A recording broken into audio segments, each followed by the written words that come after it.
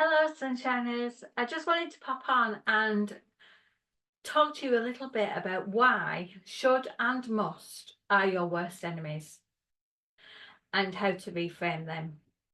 You know, should and must are words that are so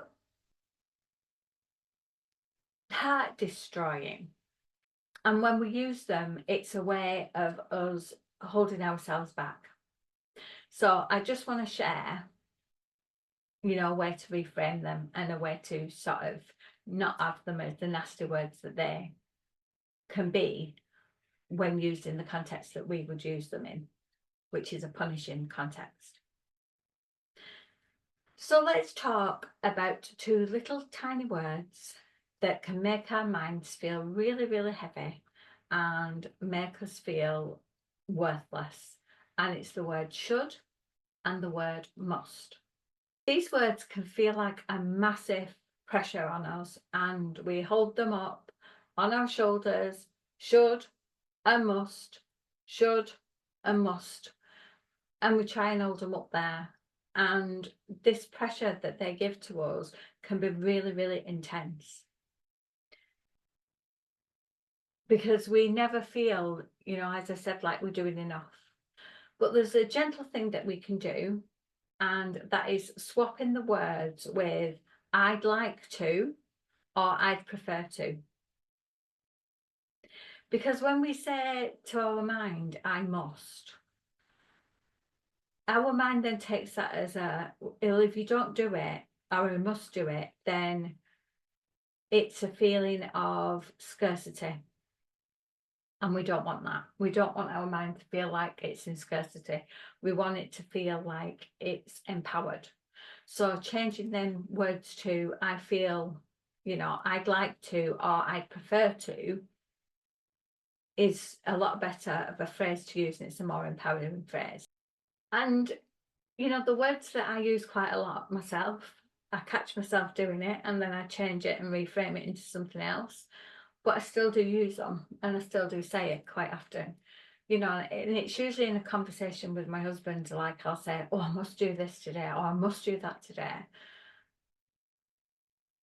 And I mean, depending on how you're using that, obviously.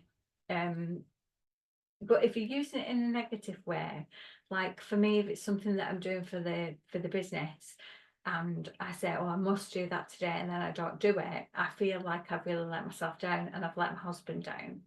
So, reframing that makes a massive difference. So I'll give you an example. So instead of thinking I should always be productive, try, I'd like to be productive, but it's okay to rest too. Do you see the difference? The bit that gives you the permission to not have to be all in. You're just giving yourself that bit of permission. And this little tiny shift takes the weight off and brings a sense of freedom back into our thoughts so that we're not feeling like we're tied down with all these strings of, shoulds and musts and shoulds and musts, all these different strings that are coming after you and they're dragging you down. By letting go of should and must, we open up a space for kindness and self-compassion and also true motivation. Because, like I said before, the word should and must, when they're tethered to us, they can feel like they're holding us back. And that's not how you want to be, especially if you're trying to run a business or, you're trying to get yourself a bit more motivated or whatever. These words can just be like an anchor holding you back. So I want to give you the permission for you to feel freedom today because you deserve that. And I want you to cut the ties of the shoulds and the musts and just chop them and get rid of them. They don't need to be there. You can reframe them and you can make it into a more positive mindset and, set of words. So if you feel like your musts and should are all getting a bit too much for you, then get in touch. I can always try and help you and give you tools that you can try, to help alleviate these shoulds and musts and all the other things that make us feel like we are not doing enough and not being enough. Details, as always, are going to be down below if you want to get in touch, if you want to leave a comment, if you want to share this with somebody who you think might benefit from hearing it.